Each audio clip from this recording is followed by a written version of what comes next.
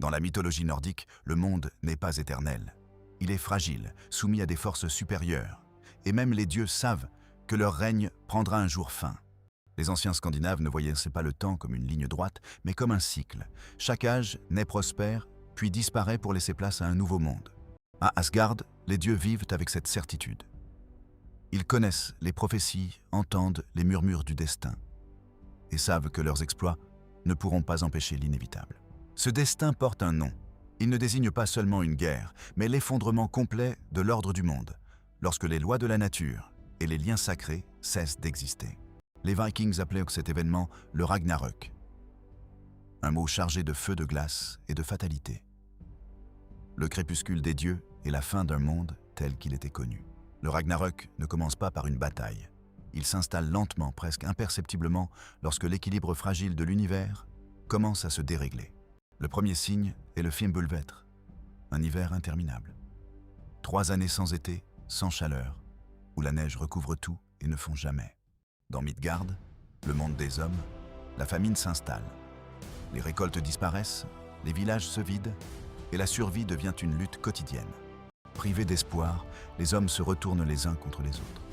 Les liens du sang se brisent, les serments sont oubliés, et la violence remplace l'honneur.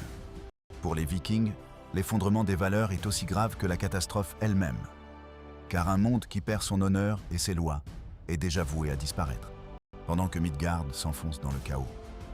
Les dieux comprennent que le Fimbulvetr n'est pas un simple hiver, mais l'effondrement de tous les royaumes, y compris les leurs. Car le désordre ne reste jamais limité au monde des hommes. Lentement, il remonte vers les sphères divines, et annonçant que l'équilibre ancien ne peut plus être maintenu.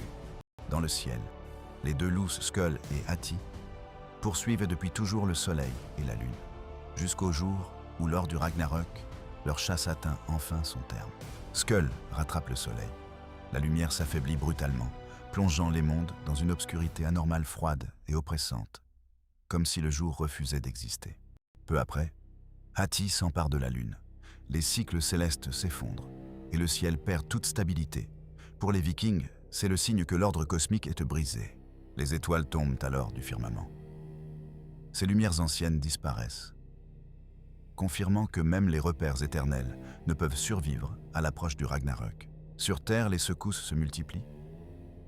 Les océans quittent leurs rivages, et le monde semble perdre toute cohérence, comme s'il se disloquait sous une force invisible. Ces bouleversements réveillent des puissances anciennes, enfermées depuis l'origine du monde, des forces que même les dieux avaient craintes et tentaient de contenir par des chaînes magiques. Parmi elles se trouve Fenrir, le loup monstrueux, fils de Loki. Les dieux l'avaient enchaîné autrefois, conscients que son destin était lié à leur propre chute. Mais lorsque le Ragnarök commence réellement, aucune entrave ne peut résister. Les chaînes se brisent, et Fenrir retrouve sa liberté dans un fracas terrifiant, annonçant la mort d'Odin. Lorsque Fenrir se libère, d'autres forces anciennes s'éveillent à leur tour. Dans les profondeurs des océans, un mouvement colossal trouble les eaux. Jormungandr, le serpent du monde, commence alors à se redresser. Depuis toujours, son corps encerclait la terre. En bougeant, il provoque des tempêtes d'une violence inédite. Les océans quittent leur rivage. Des vagues gigantesques s'abattent sur les terres, rappelant aux hommes que le monde n'est désormais plus sous le contrôle des dieux. Aux frontières du royaume des morts, un autre signe apparaît. Les vents glacés soufflent depuis elles, apportant avec eux une sensation de fin imminente et irréversible. Naglfar se détache lentement. Ce navire funeste, façonné à partir des ongles des morts, glisse sur la mer, prêt à transporter les ennemis des dieux vers la bataille finale. À son bord se tiennent ceux qui ont toujours attendu cet instant. Ils n'avancent pas dans la colère, mais avec la certitude que le temps des comptes est enfin arrivé. Sur la terre ferme, les géants quittent leur royaume. Leur marche est lente et implacable, car ils savent que rien ne peut désormais les arrêter, ni freiner leur avancée. Parmi eux marche Surt, le géant de feu. Là où il passe, la terre se dessèche, et la chaleur qu'il dégage annonce une destruction que rien ne pourra éteindre. Face à ces signes, les dieux comprennent que l'attente est terminée. Le Ragnarök n'est plus une prophétie lointaine, mais une réalité qui s'impose à tous les mondes. À l'extrémité du pont arc-en-ciel, Heimdall veille. Il observe les royaumes, conscient que son rôle de gardien touche à sa fin. Lorsque le moment arrive, Heimdall porte le Gjallarhorn à ses lèvres. Son appel traverse les mondes, réveille dieux et morts, et annonce que l'heure du combat est venue. À Asgard, les dieux se rassemblent. Aucun ne cherche à fuir. Tous acceptent leur destin et se préparent à affronter la fin annoncée depuis la création du monde. Odin chevauche Sleipnir et mène les Einherjar. Les guerriers de Valhalla savent qu'ils ne combattront pas pour survivre, mais pour l'honneur et la fidélité aux dieux. Tous convergent vers la plaine de Vigrid. Un lieu vaste et silencieux, destiné à devenir le théâtre de la chute des dieux et de la fin de l'ordre ancien. Là, face à face, les forces du chaos et de l'ordre s'observent une dernière fois. Le monde semble suspendu comme s'il retenait son souffle avant l'inévitable. Lorsque la bataille éclate, il n'y a ni cri de victoire, ni espoir de survie. Chaque affrontement est définitif, car nul ne peut échapper à son destin. Odin s'avance le premier et affronte Fenrir. Il sait que cette rencontre était écrite depuis toujours et qu'aucune ruse ne pourra cette fois le sauver. Fenrir se jette alors sur Odin et le dévore, le laissant raide mort. Le père des dieux disparaît, accomplissant la prophétie la plus redoutée d'Asgard. C'est la fin d'Odin, mais la mort d'Odin n'est pas vaine. Son fils Vidar, un des frères de Thor, s'avance à son tour, animé par une colère silencieuse et déterminée. Il est très puissant. Vidar terrasse Fenrir en lui brisant la mâchoire puissante, mettant fin au monstre redouté qui avait terrorisé les dieux depuis l'origine du monde. Non loin de là, Thor affronte Jormungandr. Le tonnerre gronde tandis que le dieu et le serpent s'engagent dans un combat titanesque. Les forces nordiques s'entretuent. Thor parvient à abattre le serpent du monde.